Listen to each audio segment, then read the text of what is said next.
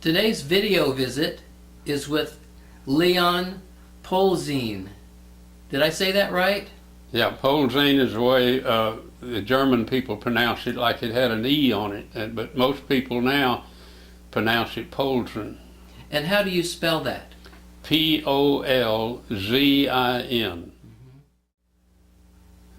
My daddy, when he was a little boy, they grew up out at Dreyer, which is between Hoheim and Shiner, and then they moved over to where I grew up, and my grandfather had 170 acres of land, and he sold when my daddy and mother got married in 1917.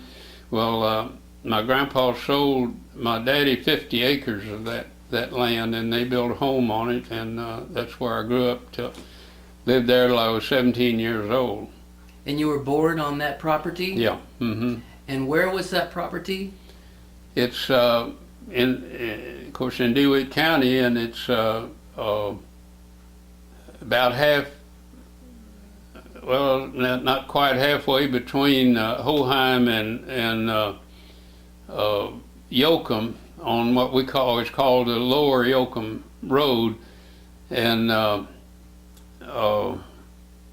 most people in this area and around know about Turner Hall. It's one of the old dance halls in the country, and there was a Hoheim Prairie School was there on the same grounds where the dance hall was, and that's where I went to school. And our home was only about 2 miles south of Turner Hall, so that ought to locate it to most people that are familiar with that area.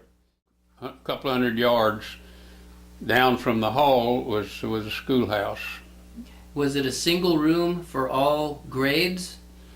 No, it was just through seventh grade. It had two teachers. It was a two-room schoolhouse, and we lived 2.5 miles from the school, and so the first year, my brother and I walked to school, and then Daddy got an old horse for us, and we rode that old horse to school. And there was the school teacher lived in Yoakum, and it was about 8 miles out to where, and so she'd drive out in a car, and they had a garage for her to park her car in, and so it on the south side of it, Daddy set a post, put up a post, and you tie that old horse to that post, and it just stayed there all day. And then after we got out of school, we get on the horse and ride back home. So You were both on the same horse? yeah. Mm-hmm. Mm-hmm. Did the horse have a saddle? Yeah, we had a saddle. And you said this was located in the area of Hoheim. Mm-hmm. How do you spell that? It's Hocheim, I believe, or Hiem. Mm-hmm. So Ho was Hoch. Mm-hmm. That was the people that I guess founded or started it. I don't know why they settled there or what. I guess because it was all farmland in those days. Nearly everything was cultivated, and then after World War II, well, it began to turn. A lot of people turned into pastures and ranching, and so there's not near as much cultivation as there was then. Mm-hmm. I remember on Daddy's old farm, it was only 50 acres, and so they had his money crop was the cotton, and then of course they always raised some corn and cane and stuff to feed the animals, because didn't have tractors and stuff, and they had he worked his land with 2 mules and 2 horses, and so we had to have feed for those, and we had about 6 cows, and we'd get our own milk, and we always had hogs and chickens, and so it was pretty, and had a big garden, so it was pretty well self-supporting. Mm-hmm. And of course, then in whenever the stock market crashed in 29 or whenever, and then the Depression started, and people didn't, during that Depression time, all through the 30s, people didn't have any money. I mean, you just, I remember when a man come around selling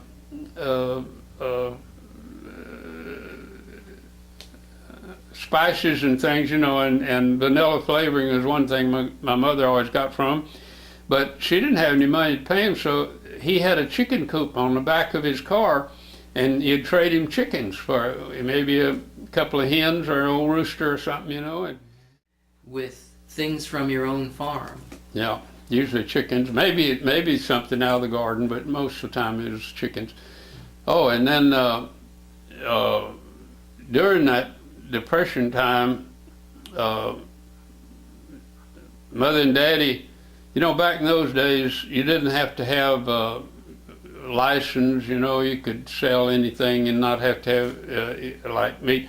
What happened, my mother started a route in Yoakum where she'd go door to door and sell stuff. So every Monday, Daddy would butcher a calf, and he might buy it from some one of the farmers or somebody around in the country there. He'd quarter it and put that in had an old, just like some wash tubs in the back of the car. He'd take the back seat out of an old 28 Chevrolet sedan that we had, and he'd put those wash tubs in there and put that meat in there and go into Yoakum to the ice house, and they had a big cooler, and he'd hang that meat in there. Might be about 6 o'clock in the evening, and then he'd go home. We lived 8 miles out from town, and then about 3 o'clock in the morning, he'd get up and go in and get that meat, because give it time to chill, see, and take it back out in the old smokehouse. Had a table, an old wooden table, and a handsaw, and he'd saw that meat up into different steaks and cuts, and then he'd put those wash tubs in the back of the car, put bed sheets in there, and then stack all that meat in there. And Mom would go with stuff out of the garden, and we canned stuff, and had a peach orchard, and during peach season we had that sort of thing. And she'd go to town then and go door to door, and it might be she'd start in the morning 8 o'clock or so and get to town, and it'd be 2 o'clock in the afternoon before she made her last stop. Now that's meat that only had refrigeration, that and there was nothing to keep it cold, and so but it wasn't spoiled. But now, you know, back in those days, our immune system were so much stronger than we are now. And you just look at people in Mexico. They can go out on the street and eat any of that stuff that they're selling on the street. And if you and I did that, we'd die. And so our immune system back then was stronger, and they didn't need to, because we didn't have, like we lived out there in the country, we didn't have any electricity. So we didn't have any refrigerator. And we had an old ice box. And they had to either go haul that ice all the way from town, put in that ice box, and then somewhere along that time, the man started delivering ice, and he'd come out and we'd get 50-pound block of ice and put it in that old ice box.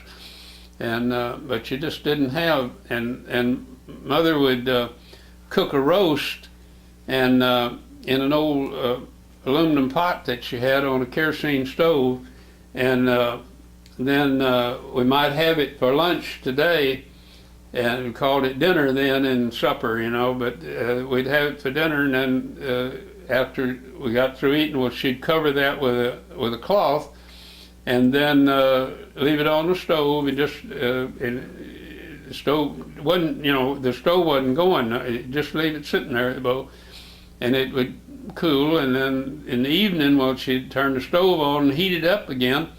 And then we'd have it for supper, and maybe then put the cloth back on it, and the next day we still had some, you know.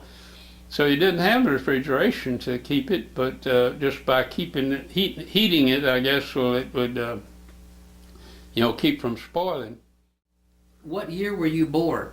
In 1922, October the 16th, 1922. And were you born on the farm? As far as I can remember, I mean, I don't know that. I'm almost certain I was. Yeah. Did you have brothers and sisters? I had one brother, 2 years older than me, but no sisters. And you said there was no electricity. No. Well, I'm sure that our viewers won't know anything about that time when there was no electricity. Yeah. So let's talk about that a minute. How was your house lit? We had kerosene lamps, and they weren't too bright. Then somewhere along right before World War II, I guess,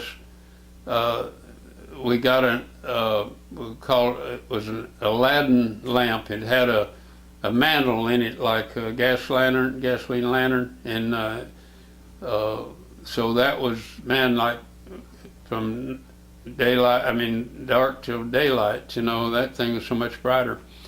And of course we didn't have radios. Now the first radio that I had was crystal set, and I had an old big bottle, and we wrapped insulated wire around that, and then they had a piece of copper tubing that fastened down to a board, and you'd slide that back and forth across and scrape the insulation off, and that was connected to some earphones, and we had to have an antenna. I run an antenna about 50, 60 feet from the windmill to the barn, and then you had a little crystal about big as a dime, and there was a needle on the end of a wire, and you'd poke around on that crystal to get the volume.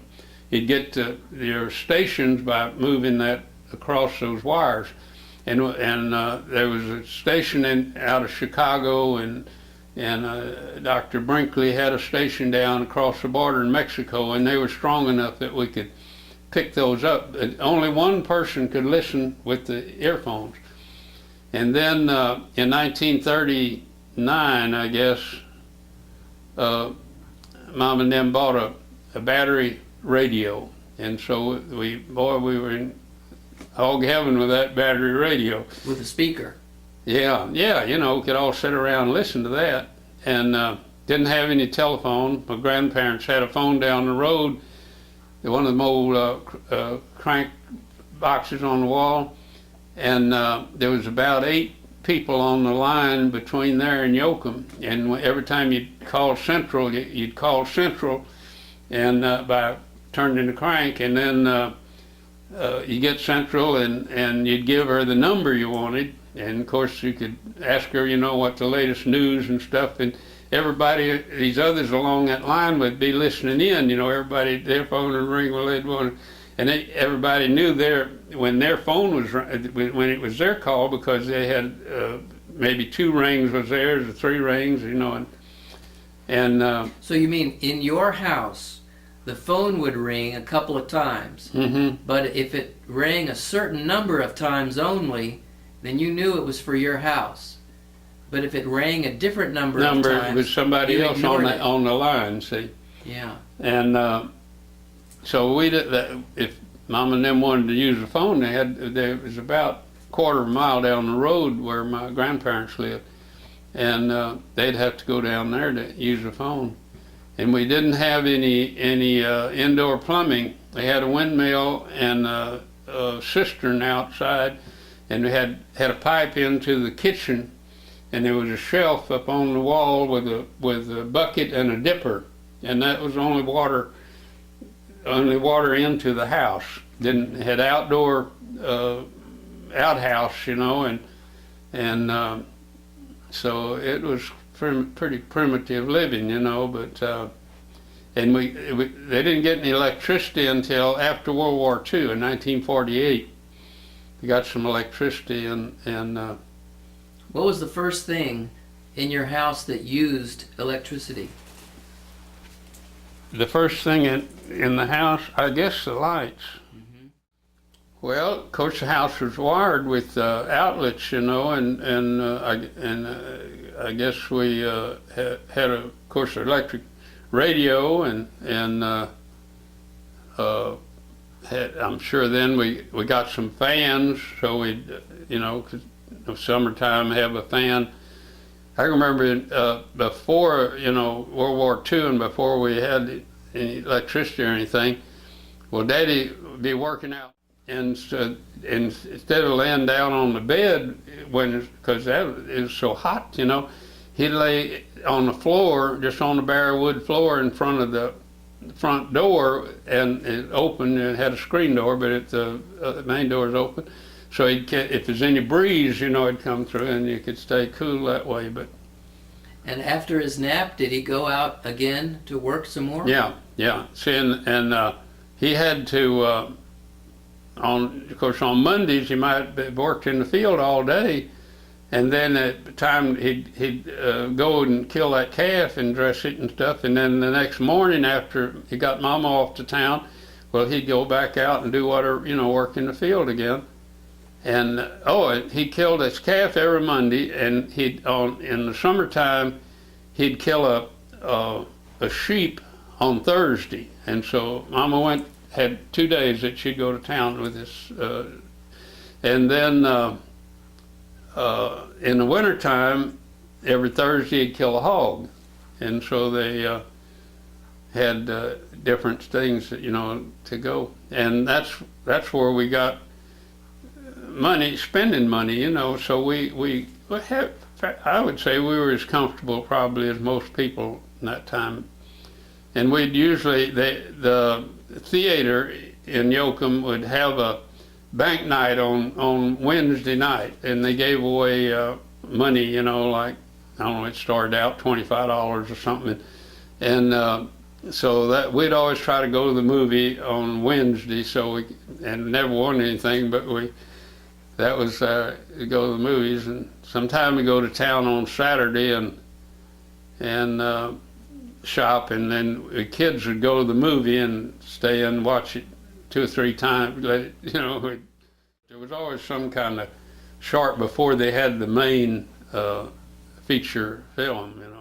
Talk to me about your house.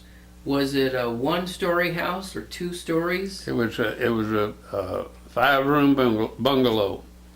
And had a living room, dining room, kitchen, and 2 bedrooms. Mm-hmm. And you and your brother were in the same bedroom? How's that? Were you and your brother sharing the same room? Mm-hmm. And did you have a barn? Barn, yeah. Daddy had a barn where he had stalls for the 2 mules and the 2 horses, and then he had part of that he'd store the corn, ear corn, unshucked corn, and then above that part where he had the corn, he'd store some hay, and then connected to the barn was the cow shed where the cows had stalls where you milk the cows, and you could feed them in that area.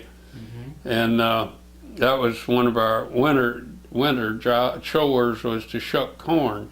Mm-hmm. Go out there and maybe a cold day, and you get in the barn and sit there and shuck the corn, and put the ears over in a pile and have it whenever, because we'd feed the horses corn. We had boxes in their stall where you just put 2 or 3 ears of corn, and they'd gnaw the corn off the cobs. Yeah, so I graduated from high school in 1940. I was 17 years old, and I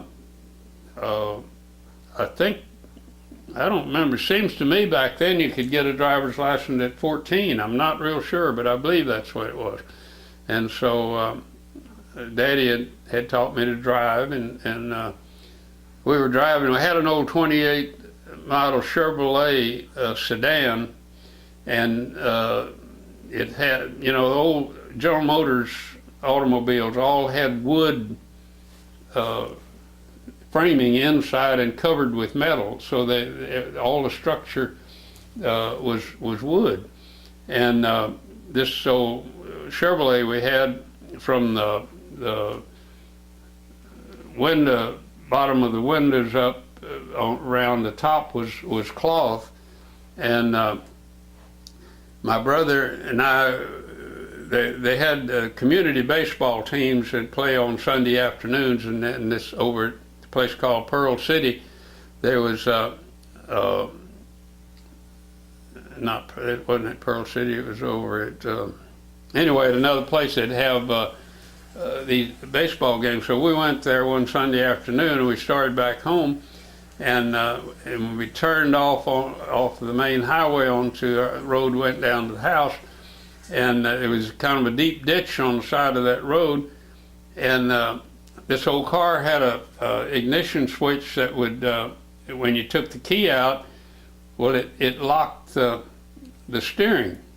And so Daddy, that ignition switch had gone out, and there's something wrong with it, and so Daddy put just a little pull switch in there, and some reason we stopped at a little store and got us some Coke or something, I think, and when we left out of there, my brother had taken that key out, and when we turned, we went off into that ditch and turned that old car and tore the top up on it, and man, that was horrible, because back then, you know, like I said, he didn't have any money hardly, and Daddy had to get that car repaired.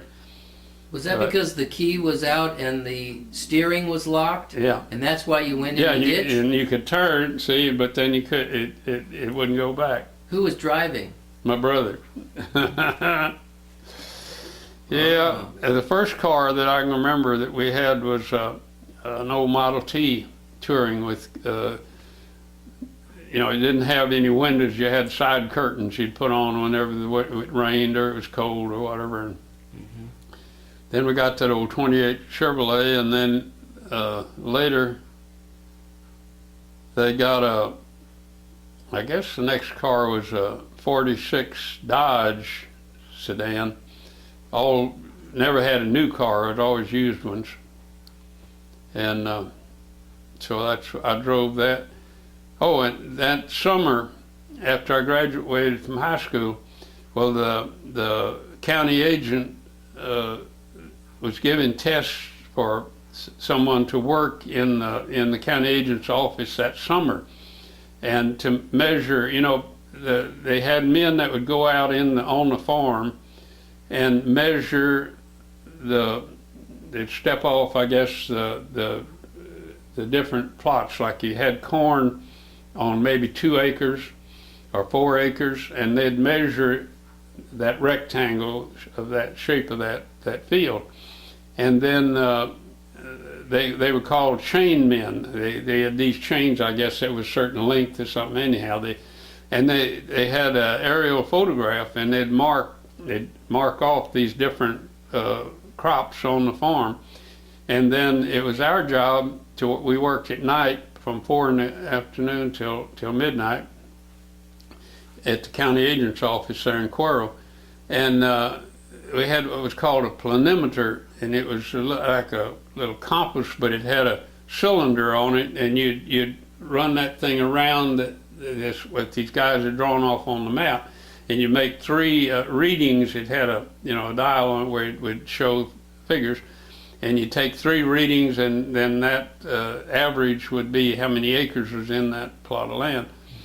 And I worked at that for, and that was in Cuero, and I was living out there at Hoheim, about 15-mile drive into Cuero, and then that lasted till September, and that job then was and I got the big salary of $18 a week, and so then I was living there. I had moved to Cuero, got a room there in Cuero, and I wanted to stay there, so I started hunting around to find me a job, and I got a job at Attucks Lumberyard, and that was a 48-hour week in those days, and I had to step down to $10 a week, at that job, 48-hour job, $10 a week. Now you talk young people not being able to understand, what things were like then. But top carpenters were making $20 a week. And I'd taken a drafting course in high school, and I was drawing house plans, the floor plan and an elevation, and I did that there for the contractors there at the lumberyard. And then For extra money? no, that was my job. That was part of my job. And then I started doing mill work because they had a big mill shop where back in those days, all windows, they didn't have aluminum windows. Aluminum didn't come in until after World War II, really. And so everything was wood and had wood windows, and they were either double hung or single hung windows. And I made the frames for the windows. You would make up the frames, and they had pulleys in the jambs with cards that would balance the windows, but I built cabinets back then you didn't have all the plastics and formica and stuff, and kitchen cabinets either had a white pine wood top that was varnished, or they had stainless steel or ceramic small tiles. That was the only thing they had to use for cabinet tops.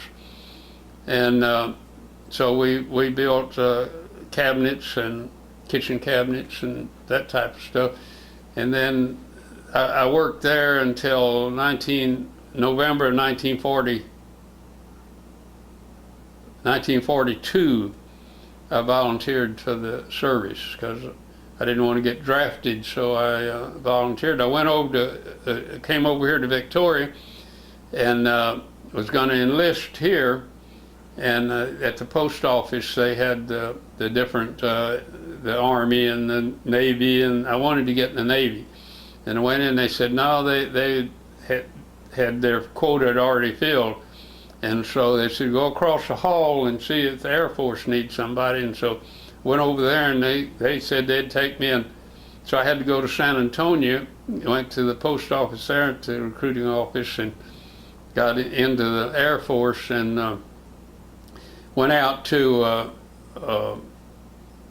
Kelly Field. They had an area they called Dodge Field, was for new enlistees in the Army, and we were to get our basic training there. Well, they didn't have anything there for basic training. We just hung around and they'd get us out and march us, and get kind of learn how to march, I guess. And then I guess I took an aptitude.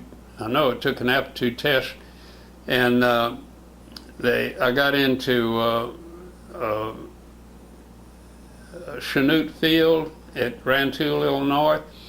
They sent us up there to go to a aircraft metal working school, and we left in January, and we got up there, and it was cold, and we didn't know nothing about that kind of weather. And I remember that first night in the barracks, I piled everything I had, even my overcoat on top, trying to keep warm.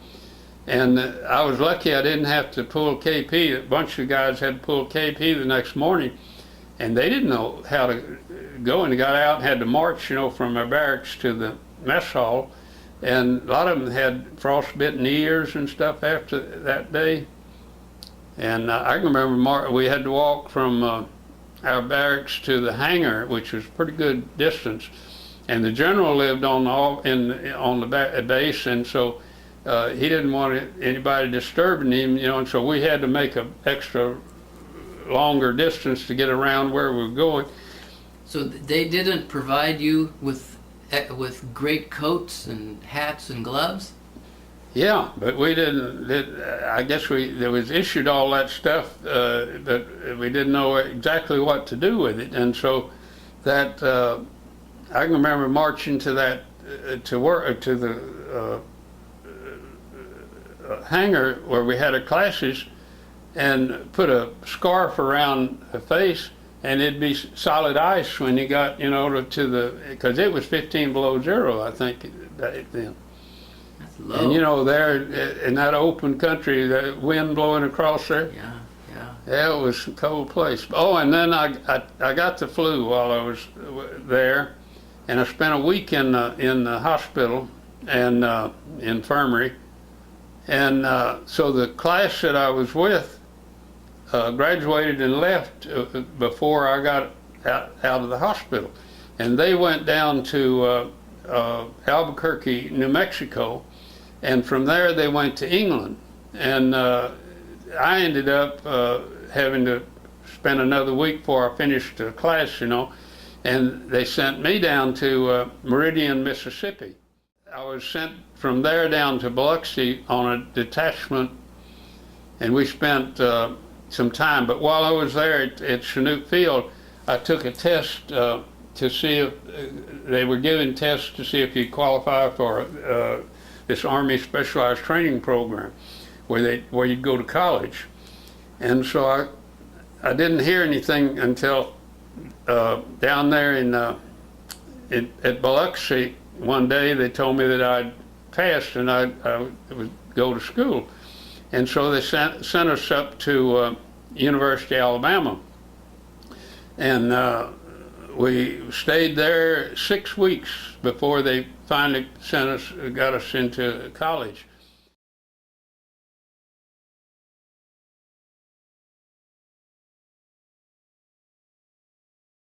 She was working in a drugstore, and a cashier in a drugstore, and a friend of mine and I went in there, and we was looking around. They had some kind of camera that I thought, man, I'd like to have that camera, but I didn't have enough money, and so I never had just met her, there in that drugstore, and so she loaned me $10 so I could buy that camera. Gosh. And I never did pay it back to her. Well, I don't know about that. But anyway, was she working in the drugstore? Yeah, she was cashier there in the drugstore. Yeah. And then they finally, after 6 weeks, they shipped us out, and a bunch of the guys went to University of Georgia, and some went to Georgia Tech.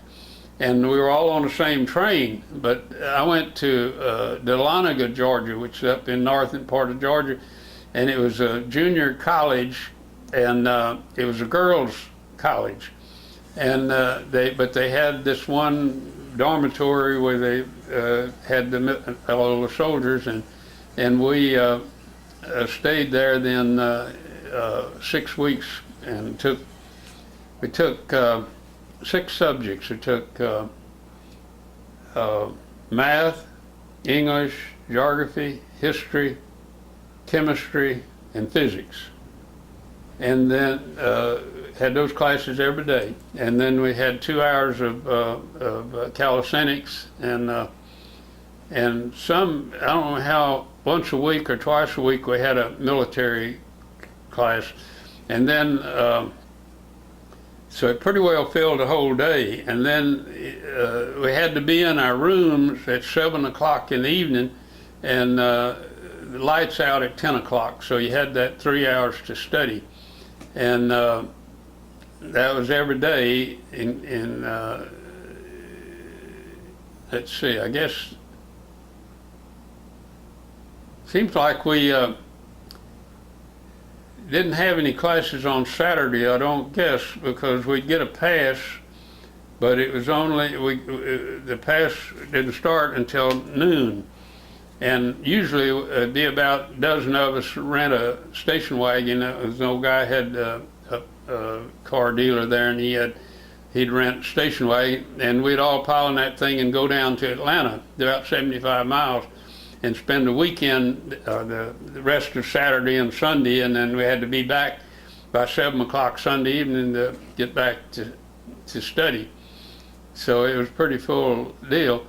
And when the Army sent us from University of Alabama, They told us we were going to Dahlonega, Georgia, and they could get us as far as Gainesville, which is about 35 miles from Dahlonega. But they didn't know how we were going to get from there to Dahlonega. Now, can you imagine? You were on your own? Well, we didn't know what, and we got there, and there was a guy waiting there with a big flatbed truck, and we threw our duffel bags on it, and then he took us on up to, so they had, I guess the guys in Atlanta didn't know, but they had, somebody knew. And everything, you know, back then, you didn't go by air or you rode trains. We rode trains everywhere we went. And then stayed up there till they closed that program and sent everybody to the ground forces. And they sent me down to Augusta, Georgia, to the 10th Armored Division. And there, you know, I told you, when I got in and was supposed to take basic training, we were getting a refresher basic down there, which was something else, and they really put us through it.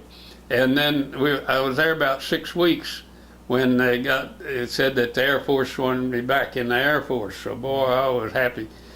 And because that 10th Armored went overseas, and they ended up in the Battle of the Bulge, and I was assigned to an infantry outfit, and we had it was an anti-tank platoon, and they had a 57mm cannon that was supposed to be strong enough to pierce the armor on the tanks.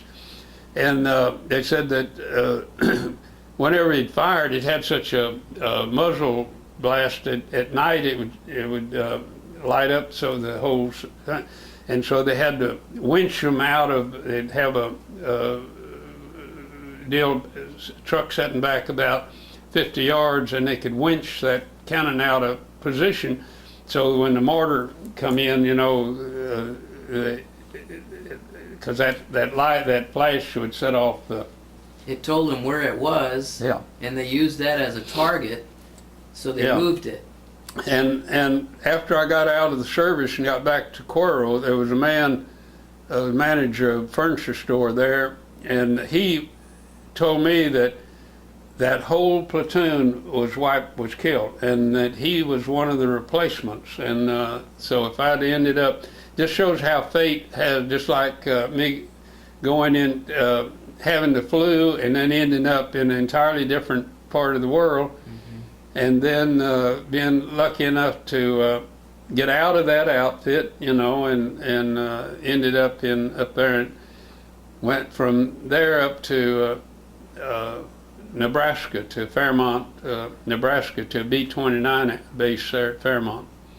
And you worked on the metal, you did the metal work for those airplanes? Yeah, and didn't have much to do here in the States, and then because there wasn't any planes getting damaged, you know. But then we got over there on the island, Tinian Island in the Marianas. Tinnian? Something like that, yeah. And so but I got to Fairmont in about March, I believe, of 44. March 44.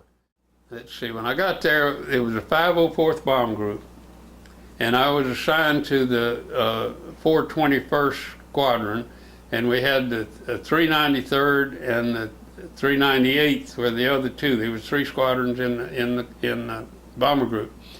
And so about in July, they gave us a furlough, and at first we were going to get a 2 weeks furlough. Then they kept cutting it down. Finally we ended up, they only had 5 days. And so I hitchhiked from, you know, back in those days, you didn't worry about all this crime and stuff. And you could hitchhike anywhere you wanted to go. And I hitchhiked home from Nebraska to Yoakum. And I well, I'm getting ahead of myself now. Can I go back to when I was in Georgia? Well, let me skip back farther than that. But I want to move the camera. Okay. So you can take a break. All right.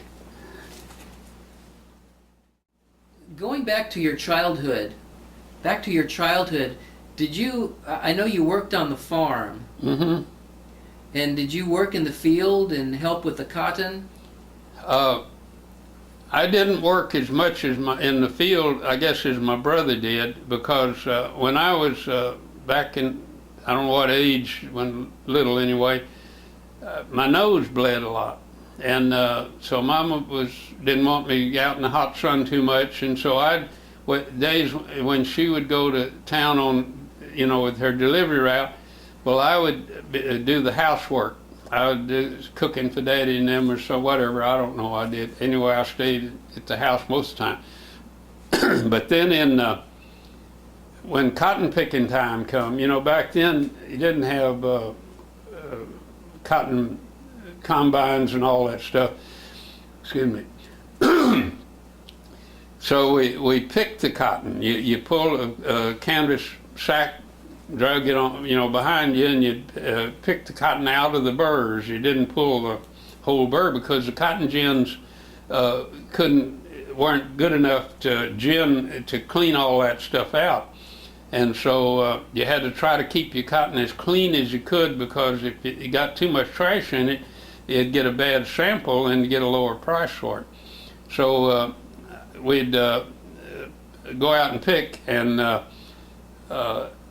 you'd wear knee pads, and we'd get down on our knees, so we'd down close to the cotton, and pick that cotton, and I could pick 200 pounds a day, and so and I had to take with me. My brother, he just did, and he hated it, and so he'd stand up, he'd pull the whole bowl off, then he'd pick out, the burrs and stuff, and I doubt if he made 25 pounds a day, and a shower of rain off in the distance, and then he'd be watching it. He wanted it to come over that way, but we got 50 cents a 100 pounds to pick cotton in those.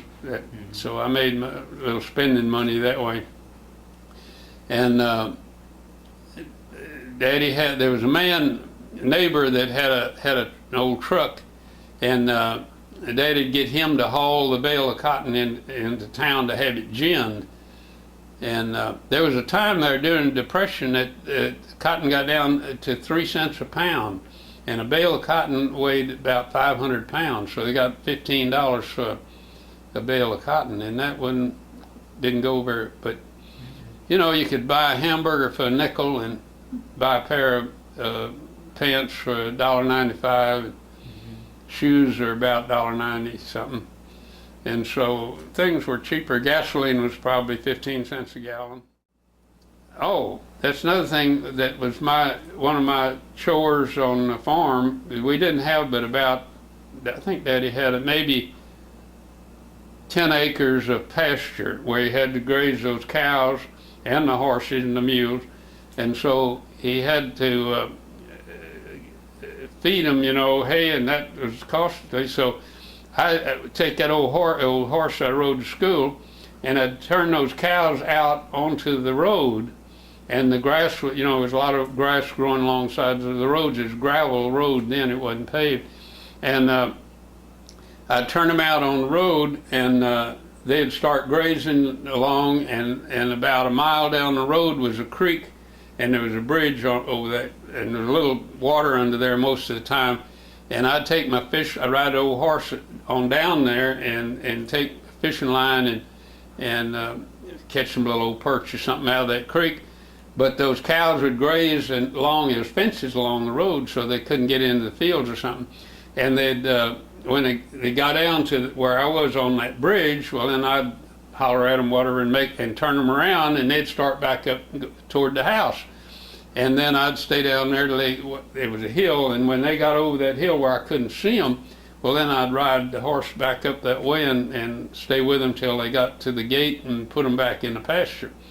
Well, one time, there was the fence wire was broken or something, and one got off into a field, and I got off my horse and ran down through the ditch in the weeds, and there was some barbed wire in there, and I hung it on my right leg, and tore a pretty good hole right along on the shin, and that got infected, and that was while I was going to high school in Yoakum, and I would go to the doctor that we had an office there in Yoakum, and I'd go in every day, and he would treat it, and that went on till December of that year, from May till September, and finally healed up, and he charged Daddy now $20 For all that. all that time, and so things were just different then, and that was one injury. And then when I was working there at Addicks Lumberyard, I got just the tip of my left thumb cut off on a saw, and then after World War II, when I was working with Nathan Post there in his wood shop, and I got my hand in the saw and cut off some fingers there, but that's about the only injuries that I've had. I just realized you have that in common with John Kaplan in San Antonio. Yeah, well, see, he works with wood tools, and I'll guarantee you that I'll bet you there's not hardly one out of 100 carpenters that have had their lifetime, and cabinet men that haven't lost some part of a finger somewhere of their hand. Yeah. Now, back at that same time on the farm, was there a religious component to your life? Yeah, we went to the Methodist church in Coro, and in Yoakum, and as far as I can remember, we didn't go every Sunday, but Mom and Daddy, would go. We went to church pretty regular. Did you play any music or No. sports? How about sports? I played some tennis when I was in high school. I played tennis, In high school? but I didn't play any kind of musical instrument. My brother played in the band. He played a trombone in the band. Mm-hmm. But I didn't have much. Wasn't very inclined to music. Did you have a chance to travel outside of this Cuero area when you were living on the farm? I can remember we went to Carpus one summer, rented a cottage out there on the beach, and then I had an aunt and uncle living in San Antonio, and we went up there and spent anytime he'd go anywhere, he'd stay a while because it didn't go very often. And I think we stayed about a week there in San Antonio. And when I was in high school, and I was 14 years old, I was in the 8th grade, and that was in 1936. They had the Texas Centennial in Dallas, and back then they called train loads of things, it was excursions, and they had this excursion of school kids going to the Centennial, and they had a tent city set up outside of the fairgrounds, and that's where we stayed. I had $7.50, and we paid for our train, whatever our train fare was, and we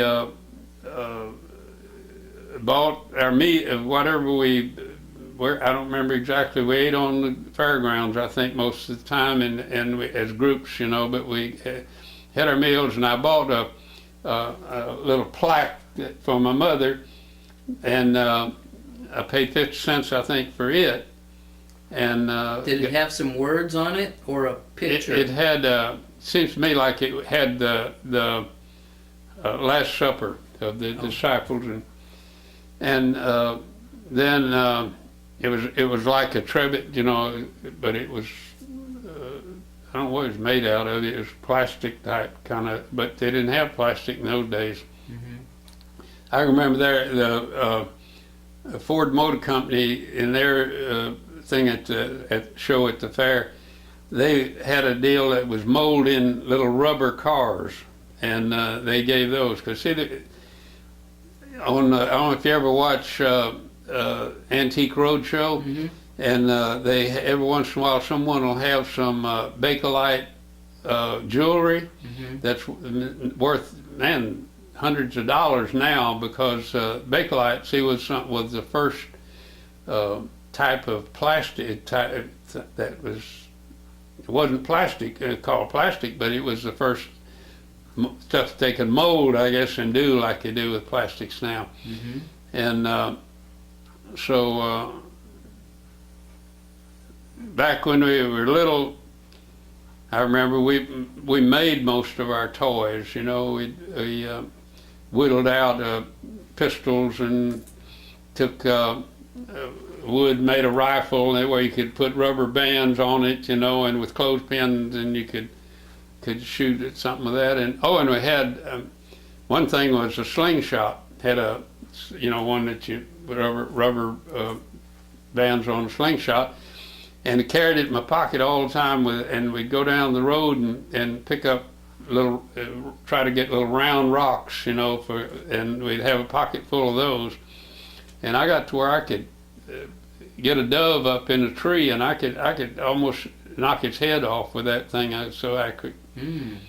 And that was just didn't have. We'd roll an old tire, take an old car tire and roll that around. That was, you know, and we'd take a metal ring, maybe come off of a wheel or something, and then bend a wire where you could hook that inside of that rim, and you could roll that thing, and we'd run, you know, around with that. And then we made our pistols, and we neighbor boys would come over, and we'd play cowboys and Indians, and they'd go and one group would go and hide, and the other would go and hunt for them, and there was a lot of bang, bang, bang, you know, you're dead, you're dead. And this was with your friends during the time you lived on the farm? There was a family lived across the road from us, and they had 3 sets of twins. There was an older girl. It was a single. She was the oldest one. And then there was a boy and a girl. Another that was first set of twins. And then there was 2 more boys, twins. And then there was 2 younger boys that were twins. And so the 2 middle twins of boys were my age, and they'd come over and we'd play. And of course the younger ones would too, but the 2 old, the boy and girl twins, they were older and all. But that boy, those twins was killed in a car wreck in 1939. But we'd play baseball out in the pasture. And okay, Leon, you were living on the farm, and then you left to go to Cuero, but your mother and father continued to live on the farm? Yeah. And how long did they stay there? What happened that changed that? Well, let's see now. That was in 1940,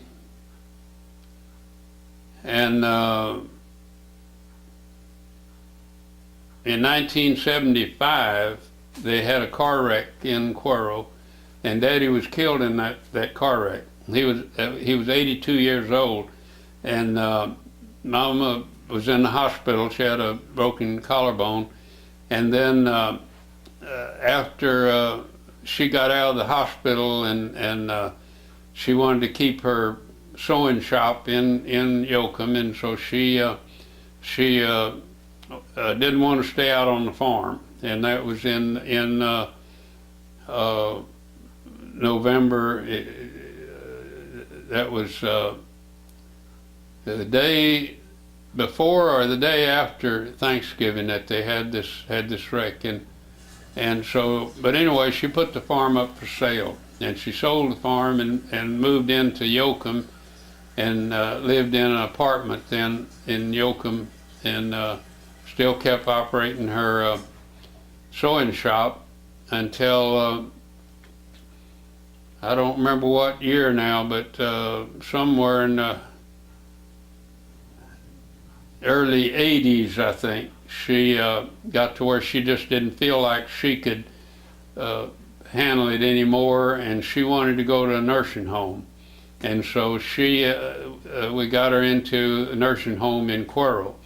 and I think she was there about 9 or 10 years and when she died, and she was 95 years old when she died. Mm. But they stayed on the farm after I left, you know, and my brother had he went to San Marcos and went to college, and in 1941 he started teaching school, and then he ended up after World War II in San Marcos and as general science teacher, and that's where he never wanted to. He loved that group of kids, I guess, and so for 40 some odd years he taught school there in San Marcos. And his wife was a teacher, and she taught at the Baptist Academy there for a while, and then she taught 15 years, I think, up at Wimberley. And so he was gone before, you know, he was off at college, and then from there he went into the service, so he was gone from the farm before I was.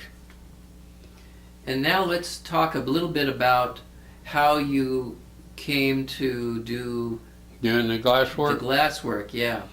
How'd that happen? I, of course, went to work at that lumberyard, and I learned to cut glass there, to cut window glass, and then they did glass for automobiles. It was all flat glass then, and so they had patterns, and we'd cut glass to fit automobiles. And then I quit working there and sold insurance for about 6 months, and I didn't like that. So then I quit and went to work for Nathan Post. He had worked at that same lumberyard. That Addicks brothers, they were contractors, and I think they trained every carpenter that ever was in Cuero, and most all of them, like Post, went on his own, had his own shop and contracting, and so I went to work for him and worked there from 47, I guess, until 48, and then I added a little room onto his work, his lumber shop, cabinet shop, and put my my automobile glass business in there. And then in 1951, he built a building over in another part of town, and I rented that building from him and had my glass shop in there, and I cut just auto glass then, and because everything was flat glass and was laminated, and we had patterns, you know, we could cut. And then one day everybody had seat covers on their cars, and so nobody in town did trim work, made like headliners in cars, and door panels were covered and seat covers, and so I decided I'd add that along with my glass part. So that's about the time that Post built that building, so I had to have more room, and I got in there doing and hired a boy to help me, and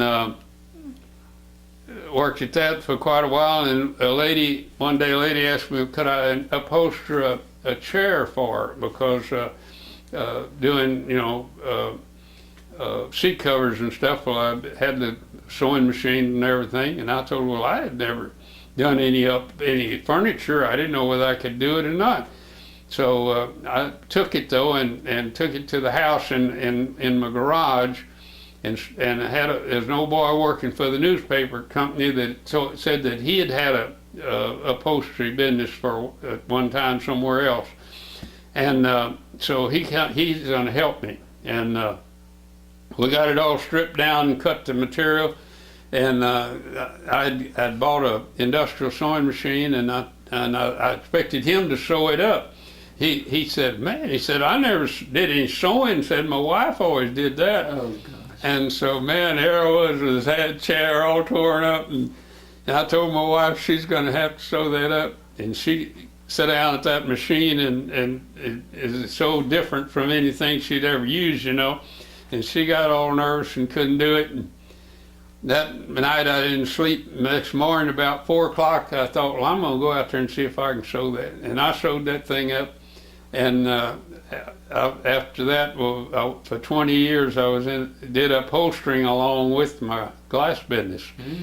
And we got into carpets, and after 20 years, we quit upholstering, but we still did draperies and carpet and interior decorating of all kinds. Did you have your own store? Mm-hmm. What was For the 40 name? years, yeah. What was the name of the store? At first it was Polzin Glass Company, and then later somewhere down the line we incorporated, and it was what kind of corporation? It was a little different than a big corporation, whatever you called it. And then we called it Polzins, just Polzins Incorporated, and kept on doing, and the same way with the glass, we could cut in glass, and then people wanted to know if we couldn't cut some glass for their furniture tops. And I guess that was about the next step. And then we started doing replacing plate glass in stores. And in the city of Cuero, about after World War II is when aluminum began to come into use in a lot.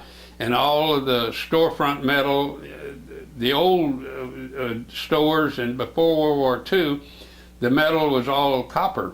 And so everything was copper moldings, to hold the glass in the show windows. And then they come out with the aluminum, and Pittsburgh Glass Company remodeled the front of the bank building there in Cuero in 1947, and that was the first aluminum door in the town of Cuero in 1947. And so before that, everything was wooden doors, or steel doors, and so that got the storefront business started, and I started doing storefronts and remodeled a lot of stores within a 100-mile radius, I guess, of Cuero. We did business, and we did mirrors and shower doors and all that kind of anything to do with. And we did a lot of when this aluminum come along. Well, they started making metal sidings, and we covered a lot of storefronts and things with metal, put up awnings, aluminum awnings, we put up carports, and did everything with aluminum. And then along in that time somewhere, well, I thought, well, I can't remember how I got started, but what reason or what I did that I got started with doing leaded glass. And they call it stained glass, but everybody that not real familiar with it, they want to know how do I stain the glass, and it ought to be called colored glass instead of stained glass. But so then I did a few pieces. I did some renovations for a church up at Praha, and it's out right close to Flatonia, and during that time, and then after in 1988, I sold the business. I started it in March of 1948 and sold it in March of 1988. So I had it exactly 40 years. And then the people, I agreed not to compete with the people in doing any kind of glass work, but I did want to do leaded glass, and they said, well, they wasn't going to be doing any of that, and that would be fine. So that's when I really got started doing stained glass, and then gradually people knew I was doing it, and I got more and more jobs. Most it was in homes, they'd have their front doors, and we could put in beveled panels, and so side lights by the front doors and windows in bathrooms, and then just the hanging windows. That a lot of pieces are just hanging pieces, small pieces. I did a lot of hummingbirds and flowers and red birds and butterflies and that type of thing. It's good. And then in the last 10 years or so, everybody interested in anything with a star. Mm-hmm. And so I started making a lot of stuff with stars and with the Texas flag, and so those things have all gone pretty good. I've done a lot of pieces with the Christian symbol of the fish, mm-hmm. and that's been a good seller, for pieces just to make to sell. And even today, you have some projects going. I saw them in your workshop. Yeah. I hope to continue. I have rheumatoid arthritis pretty bad, but I've got a rheumatologist that's got me on some medicine that's really helping, and I hope I can continue to do the work, because it's all with your hands. You got to do it. As long as your hands don't quit on you, well, I can keep doing it, and I just try to sell enough stuff to pay for my materials and all, and yet be able to, and that's why I like this apartment, and my shop garage is where I can just open the door and I'm in my shop. Don't have to go outside. And I've got to go, they've got 1-bedroom apartments that I'd like to have one of those, but then I got to go outside to get to my garage. So that's why I'm keeping this. I can still get up and down those stairs, which I guess is good exercise. I'm sure it is. Yeah. Then I got 2 bedrooms upstairs. So. Mm-hmm. Is that where you sleep, upstairs? Mm-hmm.